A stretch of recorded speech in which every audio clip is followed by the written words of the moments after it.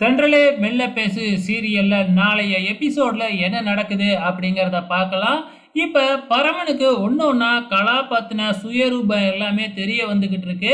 அதுக்கு அடுத்ததா இப்ப என்ன தெரிய வருது அப்படின்னு பார்த்தீங்கன்னா, கலா நேரா போய் பழனிய பார்க்குறாங்களாட்டுக்கு. பழனி போலீஸ் ஸ்டேஷன்ல ஏதோ ஒரு கேஸ்ல மாட்டிக்கிட்டாப்லயாட்டுக்கு.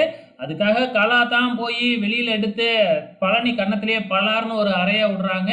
ஸோ என்ன பிரச்சனை அப்படிங்கிறது தெரியல. இந்த விஷயத்த நம்ம பரமன் பாத்தர்றாப்ல. ஆனா பார்த்தத கலாவுக்கிட்ட காமிச்சுக்கல. ஸோ எதுவும் தெரியாத மாதிரி பரமன், "எங்கம்மா போயிட்டு வர?"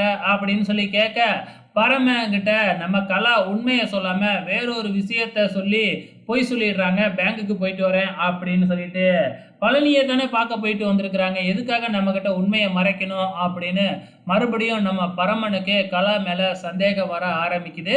ஸோ இதுக்கப்புறம் இன்னும் என்னென்னலாம் நம்ம பரமன் கலாவை பத்தின உண்மையை கண்டுபிடிக்க போறாப்புல அப்படிங்கிறத வெயிட் பண்ணி பார்க்கலாம்.